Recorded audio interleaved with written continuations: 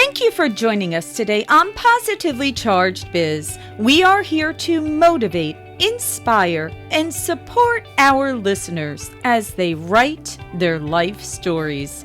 We are a proud founding member of the Real Disrupt Podcast Collaborative, and you can check out more awesome podcasts at realdisrupt.com. And for more inspiration, go to Amazon.com and purchase my latest book, Say Yes Every Day, Discovering Your Superpower. Hello, everyone. I hope you are having a positive and productive day. I am very excited for our guest today because I had the pleasure of interviewing Grant on the AIM Women's Mortgage Network's Growth Series, and I knew I had to hear more. I would like to introduce everyone to Grant Botma. He is the founder of Stewardship, where they love people through home loans, insurance, and investments. He has a thriving team of award-winning employees who are nationally ranked based on their high level of service and production. Grant is also the author of the book, The Problem Isn't Their Paycheck: How to Attract Top Talent and Build a Thriving Company Culture. Grant, we are so happy to have you here today. And on Positively Charged Biz, we like to start at the beginning. So please share with us, what was that pivotal moment in your life where you knew that you wanted to start your company and serve others? Wow, Laura, thank you for that introduction. I would say for me, there were pivotal moments. There were things that led up to it for sure. But the one that said, okay, this is it. This is when I'm going to start my own company. It was in college. And when I was in college, I was kind of going through this discovery process of, hey, like, what's life about? What's really going on, right? And what I recognized through that is that there is this huge need for people to get their finances handled well. I was watching some of my friends. I was watching some family members. I was watching people that had their finances handled incorrectly. And as a result, it was impacting their lives negatively. I'm talking about marriages going the wrong direction, them having to get multiple jobs to try to pay the bills, and just relationships in their life were being damaged. And a lot of that was a result of, or not being helped by, some of the finances that they had going on. And I said, man, I got to change this. I don't want people I know. I don't want people in my community to have tough relationships because of money. I want money to be something that enhances their lives instead. That is so interesting. And you know, I've had this conversation so many times with people that why is money or finances one of those discussions that is so uncomfortable for people to have?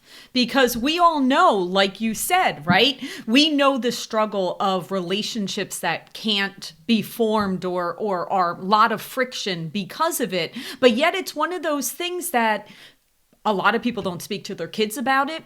They don't properly prepare them as they're going, through college or graduating college or going for that first job.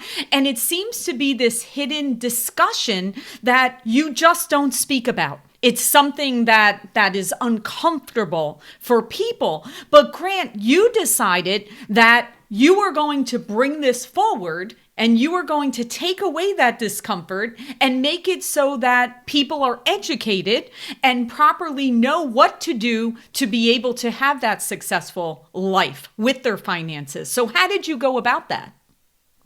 Yeah, the first thing I did is put myself in the shoes of the everyday consumer. What are their pain points? What are their problems? What are the issues that they're having with money?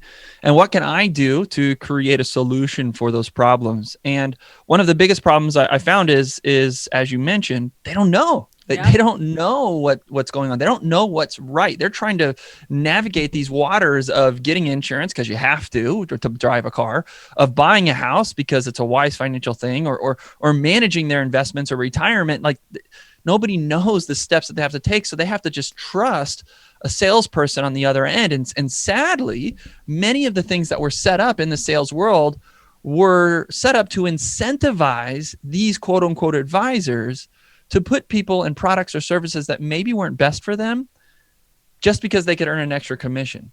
That frustrated me, and I didn't like that. So I intentionally set up my company in a way that was independent from the get-go, an independent insurance agency, so that I could find the best insurance company for our customers, an independent mortgage brokerage, so I could find the best lender and the best product for our customers, and an independent investment advisory, so I could be a true fiduciary and give the right advice to people, regardless of what product or service, say, the company I was affiliated with was trying to push. And that was the biggest thing. It was intentionally setting up my company so that I could connect my customers with the best product or service that was available out there, rather than being forced to sell them a product or service based on how my company was set up. That was huge. Wow, that is extremely valuable, because you're right. Once going back to that education again, as a consumer, people, again, they feel very uncomfortable because they don't necessarily know the right questions to ask. They don't have all of the answers, and they're not sure if the person they're going to is actually going to be there to make the right decisions for them. They're unsure of that. So the way that you've set up your organization at your company is that you are an independent all around, and everything that you offer, you're an independent to be able to provide them with the best program, product, service, rates, whatever, so that it's in their best interest. And I think that is so valuable, because again, as a consumer, you just don't know. You're hoping you're going to the right place. You're hoping that you're educated on these topics, but it's impossible, right? Most consumers are not educated on that. So Grant, as you make this decision, and I love it, that is so valuable that you made the decision to represent the consumer in their best offer for every single situation. So you make this decision. How do you go about building your company? So what's next? Well, the next thing is we have to be very efficient in what we're doing, because the reality of going independent in every area means you're saying no to extra income, extra support, extra commission in many areas. And that's just a reality that you have to come to grips with. That, okay, if I'm going to have a genuinely customer-centric company, that means I may not make as much money as everyone else everywhere else.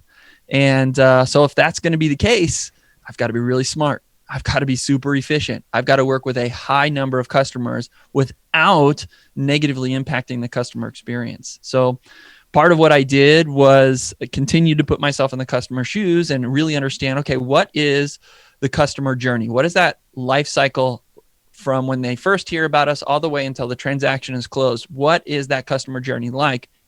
And I evaluated, okay, what are some of the big things in that customer journey that are extremely important, that I've got to focus crazy amounts of time, energy, and effort? What are some things in that customer journey that are repeated no matter what, from transaction to transaction? So where can I input a process, a system, an automation, or build my own piece of technology to help with that, right? And this has become a habit. This has become an annual thing that I do every single year from the beginning of starting my business. Efficiency, efficiency, efficiency. Because the more efficient I can be, the better I am at not only creating good customer experiences, but the more customers I can serve, which then allows me not to get hurt by making less per transaction because of how I've set up the companies.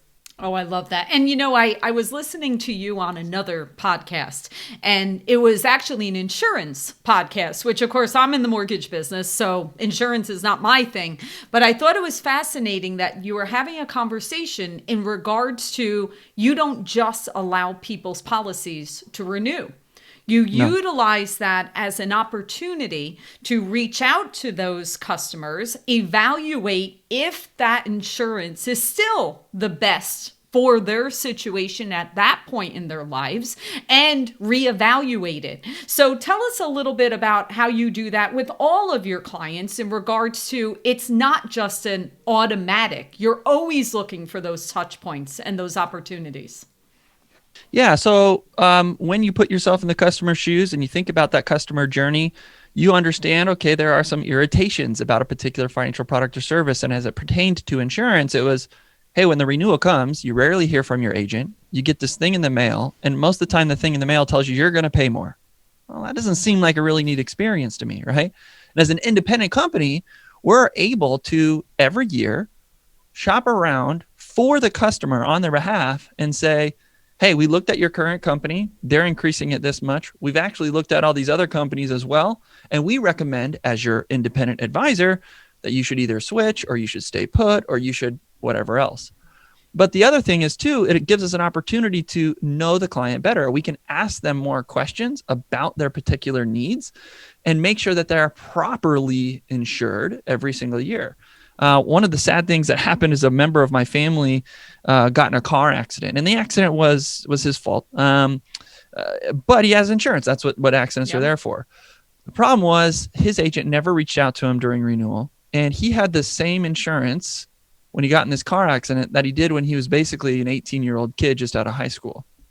So the difference in his life was now he is married, he had kids, he had assets, he had a house. He needed more protection. Sure. And it was never given to him because no one reached out to him. All he did was just pay the thing that came in the mail.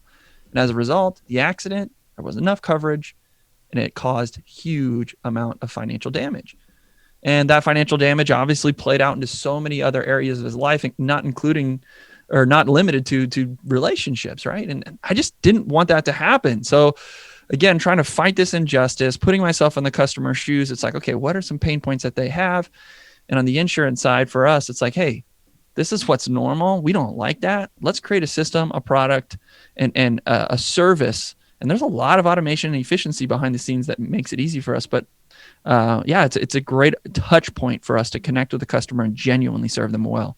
Yeah. And how sad is that, right? Like that was actually a very, very good example because I think we all can relate to that you get this insurance. And for the most part, unless something dramatic happens in your life, you never hear from them again. It just every year, it just keeps renewing and you don't really think anything about it. It's just there, right? But how sad is that? And it's kind of the same on the mortgage side, right? It's one of those things that you go through this process of opening up everything about your life and providing it to a mortgage professional when you purchase a home. And then there's times when you don't hear from them. So again, it's that same opportunity even within our mortgage side of, again, life changes. Keep in touch, stay connected with your clients. And we all know the rates drastically dropped in 2020, and hopefully lots of people were able to take advantage of that. But even regardless, if the rates don't drastically drop, life happens, life changes, opportunities are happening, and we need to stay connected to our clients, regardless of what industry we're in. So love that. Yeah, it's funny you bring that up. It's like a lot of times I get people who, I don't know really where this position comes from. It might be from jealousy. It might be from they genuinely believe this. But sometimes I get attacked where people say, Grant, you have an insurance, you have mortgage, and you have investments and financial planning. Aren't there some conflicts of interest there? Like, aren't you doing the client a disservice by having those conflicts? And to me, I'd say, no, I'm actually doing a better job because my role as a fiduciary, and the number one thing and the number one rule legally of a fiduciary is to know the client. And I now know more about the client than arguably anybody else because I'm able to help them with so many areas of their finances. As a result, that I can use that knowledge to have a huge impact by making sure, yes, their insurance is set up correctly, but also their mortgage is set up correctly, and the term and the down payment and the timing, and then their investments and maybe their life insurance or anything else that they're working with, because I know them, I can serve them even better. And yes, are there opportunities for my company to earn additional income by helping them with other products and services? Yeah. But every single one of my companies has an advisor that's specific to that one thing. That's great. So I don't have somebody who's a mortgage person, but then also helps them with insurance and then also helps them with investments. It's like, no, we have a mortgage pro, we have an insurance pro, we have an investment pro, we have a financial planning pro, and they just focus on those things. And we do not share commissions across lines. All we do is genuinely serve the customer, and we refer business to each other internally because we know it's what's best for the customer. And that's why we existed from the get-go. That's right. And think about it. Serving your customer is knowing your customer. That's when you can serve someone the best. And when someone is comfortable doing business because they know, like, and trust you, well, then being able to work with someone that you know, like, and trust, to be able to offer, especially services where you may not be an expert. Even if you're an expert in one, you're probably not an expert in all. And to be able to have that trusted advisor, I think that's fantastic. I really do. So now let's keep going in the conversation. So you've started the business. I love your approach. Now, where did writing the book come in?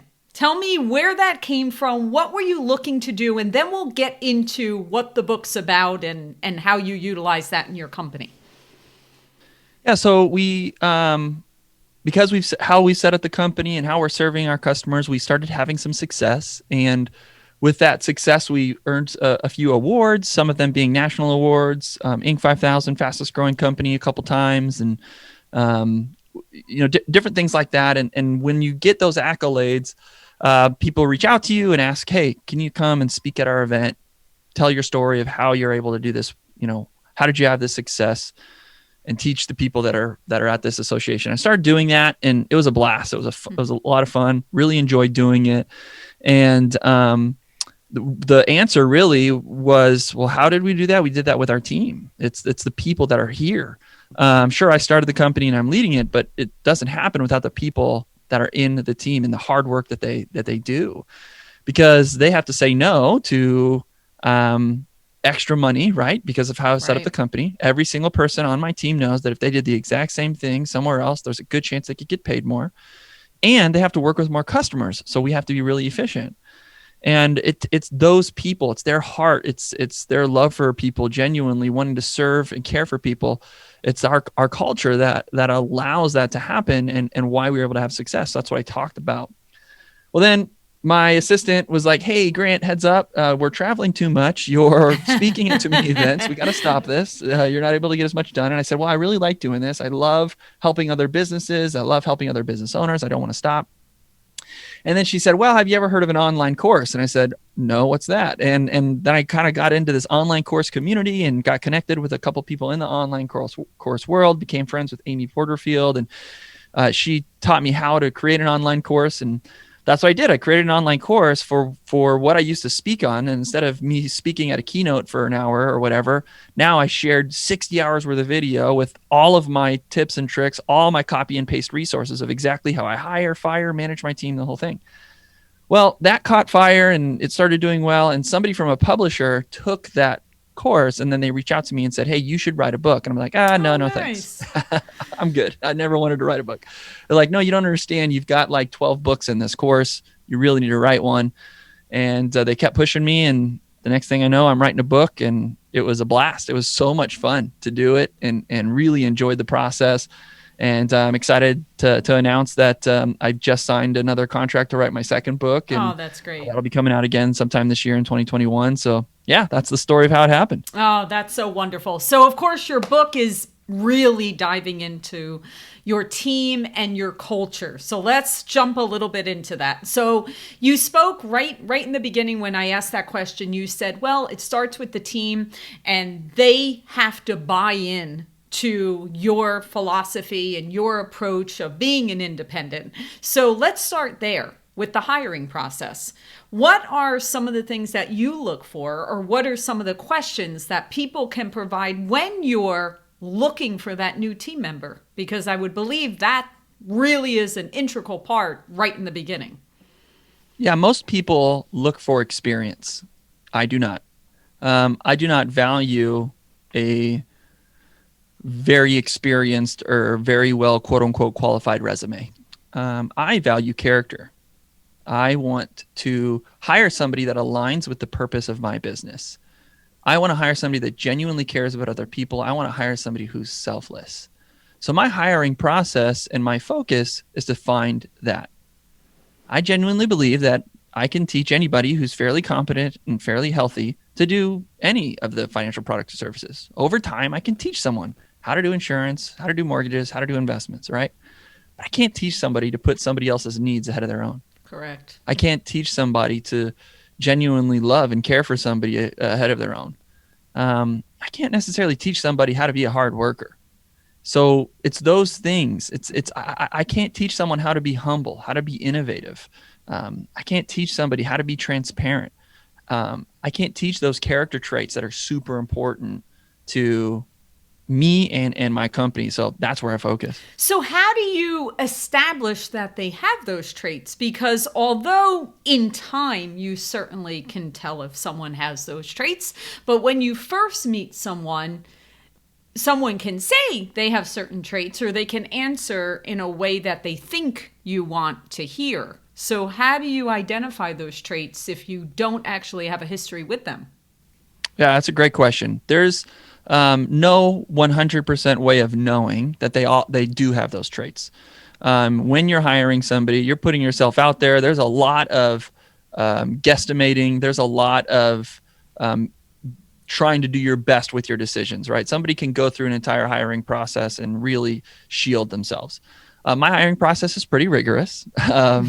And one of many of the things that's involved is a video. So Okay.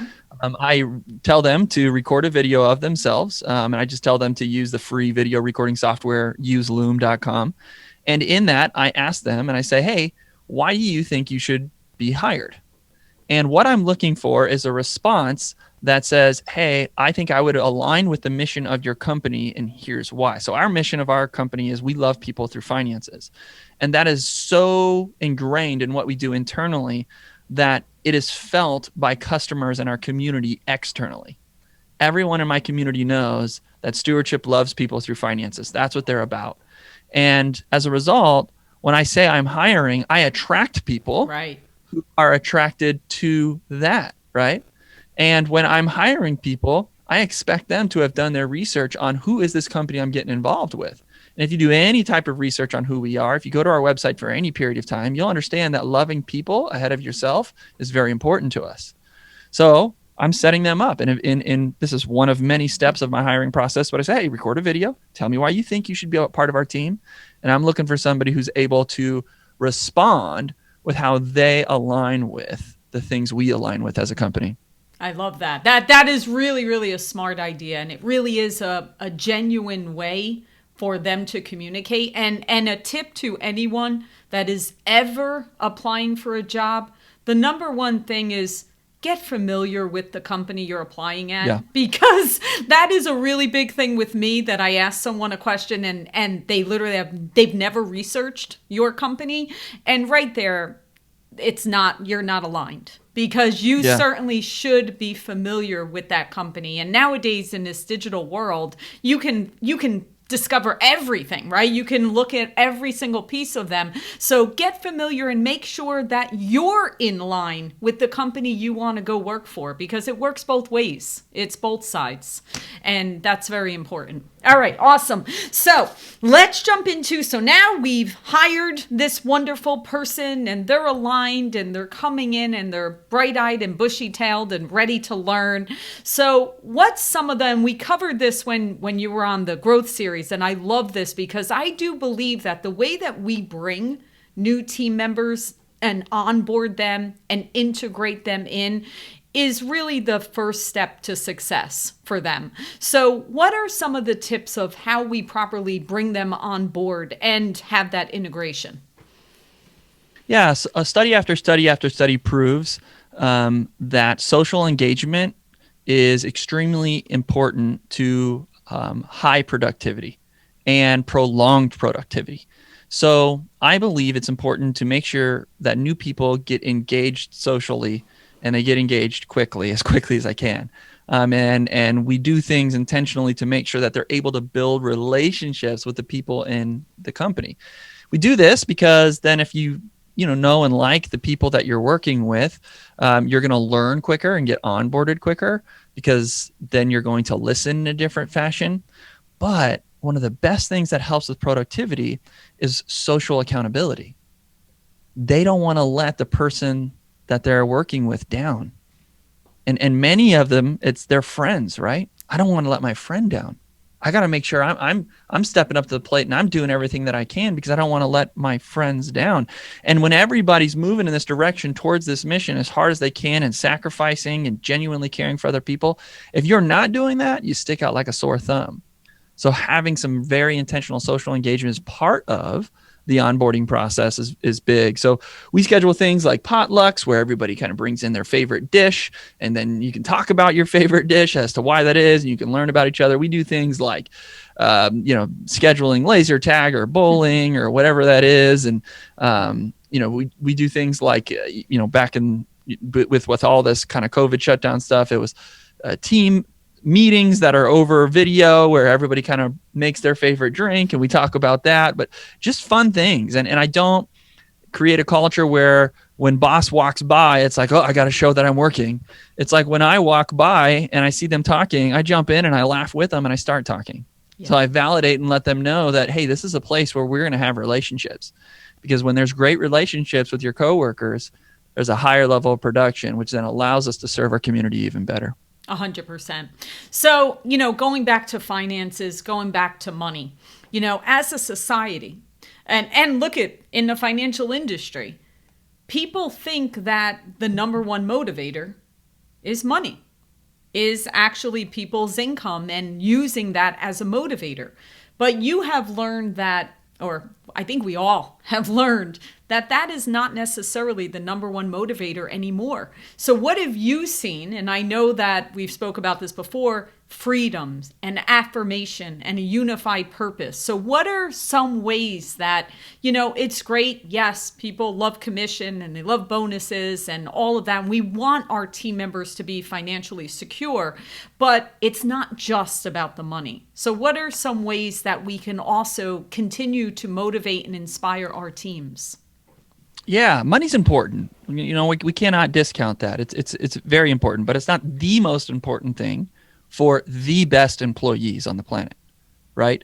The best employees on the planet, again, statistically proven, multiple studies over and over and over again, the best employees on the planet have several things in common, and that is they value freedom. They value autonomy. They want to have the ability to work the way they want to work, when the way they want to work, and feel like they're in charge of their life. Anytime that their employer puts in a boundary or a barrier that makes them feel enslaved in some way, it makes them not really like their job. There's disdain for their job when that's there. So how can you do that? Put yourself in the shoes of your employee. What are things that are in their work day, in their work week, in their workflow that don't really give them a whole lot of freedom, that make them feel entrapped in something? Because the reality is, as an owner, I'm able to be much more efficient as an owner if I don't have to tell people when to do it and how to do it, and they do it exactly the way I do it.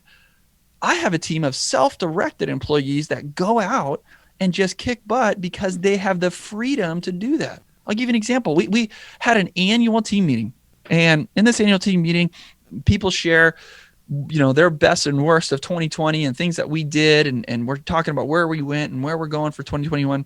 Well, in this team meeting, I had an employee, and she shares how she was figuring out clients that were going through awesome things, or going through sad things, going through great things, going through tough things.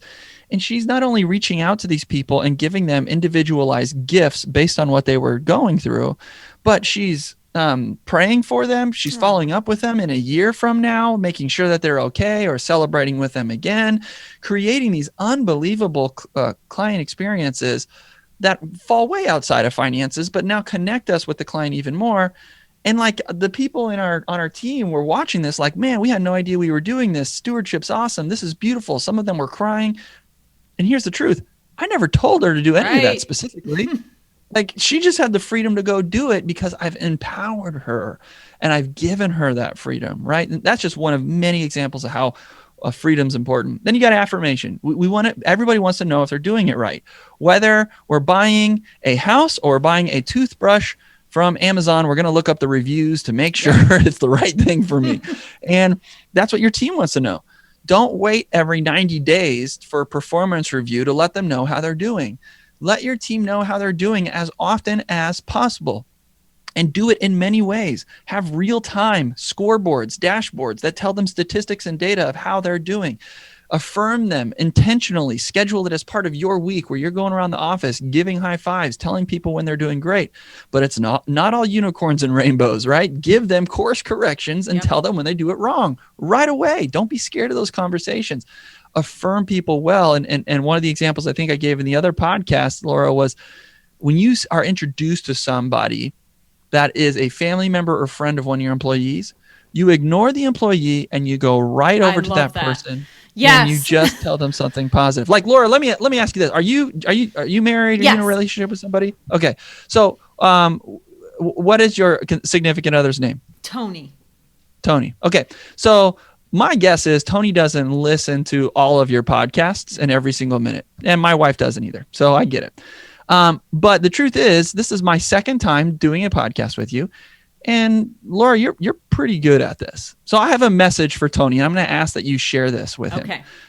Tony, again, this is my second interview with Laura. And something that's really fun about these podcasts is she makes a conversation easy. Like, I don't have to worry about going through all these bullet points of all these things that I have to say. She told me before we got on the episode and hit record, it's like a dance and we're going to have fun with it. And it feels fun. Laura is really, really, really good at her job. She's really, really good at this podcast thing. And I've been on a lot of podcasts. And I'm telling you right now, Tony, this is great. She's awesome. Well, that is very sweet. And you know what? I have to tell you, I remember bringing my husband to a Christmas party a long time ago, maybe 2006. And I can remember him coming, as my husband. And my team went up to my husband and said, "You have the most wonderful wife. Thank you so much for sharing her with us." And I, to this day, remember it. To this day. Yeah. So, Grant, that is such great advice for all of us to do, because those people are literally giving their significant other or their daughter or their son or whoever, right, to us to utilize for our teams and our businesses to serve others. And we a lot of times take that for granted. Yeah, and it does two things. Not only does it affirm one of your team members who is probably really great at their job and their spouse, their kids have no idea how good they are at their job, but now it takes people in their life that they care about and it turns them into fans for you as a boss and for you as a company. So now when your employee walks out the door to go work, they get cheered on by their family and they say, "Yeah, go do it." Then is what happens is you have children of your employees when they're filling out things at their elementary school that says, "Hey, what do you want to do when you grow up?" They say, "I want to work for Stewardship. I want to work for that company." That's right. And that cannot be understated how huge that is for an employee's production and just an individual's well-being when their family loves the place that they're employed at. And it takes you back to many, many years ago. 50 years ago, 75 years ago, that's what it was, right? There were the companies that everybody in the town, before people moved all over the place, and everyone you just knew. You went to school, you graduated, you went to work for that big company, right? Whether it was General Motors or whether, whatever. But that was the way it was. And over time that changed and it became this, they have to go to work, which takes them away from us. That, when mom and dad aren't happy when they come back. But we're going back to that. Look at what a glorious thing that now we're having these conversations and we're doing it. We're living it. And it's fabulous. So I really thank you for bringing this to the forefront. And of course, living it. More than sharing it, you're living it, you're doing it, you're making a difference with your team, and that spreads. So that's fantastic. I absolutely love it. All right, so Grant, we know you're working on a second book. Tell us what else you have in the works and that final piece of advice that you would share to everyone out there that, is the entrepreneur, is building their company or has their team. What would that be, that final advice after what you're working on? And of course, how can people get the book and connect to you and learn more? Yeah, it's wonderful how you just said that about 50 years ago, and people used to talk about, how great work was, but now people are leaving their jobs so often. And kids now are saying, "Oh man, mom, your daddy's got to go to work. This stinks." The second book is actually about work-life harmony. It's going to be about how you invite various pieces of your life into this mission that you're on, and this mission that you're on at work. I think work is wonderful. I think work is beautiful. I think we were created for work. That's why we love doing it, especially when we do a great job at it. And I want to remove the shame that some entrepreneurs have by thinking about work often, even if they're like, if I'm on the beach with my family and my kids are playing in the waves and my wife is reading a book, I'm thinking about work, and there's nothing wrong with that. That's actually good. That's okay. Now, if I'm at the dinner table and I'm working on my cell phone while my son is trying to talk to me, well, that's not good. But that has nothing to do with work-life balance. That has everything to do with relationship skills, right? I'm just not really good at being a dad in that moment. So I'm going to just share what I've done to create work-life harmony and how you live one life. You don't have a life at work, a life at home, a life at church, a life with your friends. Like, I'm the same guy everywhere. Now, I may talk a little bit differently to my kids than I do with some of my best friends, but I have the same heart. I'm on the same mission. I have one purpose in my life, and I've invited all these areas into my life, into this one purpose, and that includes work. And I'm going to just talk about that. I mean, you can't just strive for work-life balance, because if all you're trying to do is balance, you'll fall down eventually. Yep. Balance is important. That's a part of it. You have to have good balance between the soprano and the alto and the drums and the guitar and the lead singer if you want to have a great song. But what every band is going for is ideal harmony. And what I'm going to reveal in this book is how you have that work-life harmony. So that was, we don't know yet when it's going to come out. Working with the publisher on that. Actually just had a meeting with them yesterday. We're thinking right now, trying to get it done sometime in November, by November. Wonderful. One of the best ways to connect with me is on Instagram or Twitter. I am at Grant Botma, GrantBotma. And I'm posting in my DMs and in my stories, basically every day. So yeah, that's that. Now the one piece of advice. So it was something I repeated over and over, Laura, in this episode. Put yourself in someone else's shoes, and don't just do it once. Make it a habit where you intentionally schedule time in your calendar to say, I'm going to put myself in my employee's shoes today. And I'm going to evaluate what their life is like, and I'm going to see how I can make their life better. I'm going to put myself in the customer's shoes today, and I'm going to evaluate what it's like to work with us and see how I can make that better. Don't do it with the heart of how can I make more money? How can I make my life better? Do it with the heart of genuinely putting somebody else's needs ahead of your own. And if you can do that and do it on a consistent basis, your relationships and your business are going to be just fine. I think that is fantastic advice and something that everyone should take to heart. Thank you so much, Grant. You are awesome as always. And thank you for being on the show again. This was wonderful. And we wish you all the best. Thanks, Laura. Thank you for joining us for another episode of Positively Charged Biz. I'm Laura Brandeo, and we are here to motivate, inspire, and support our listeners as they write their life stories.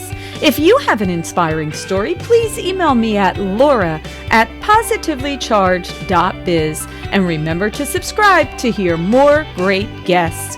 And connect to us on Facebook at Positively Charged and Instagram at Positively Charged Podcast.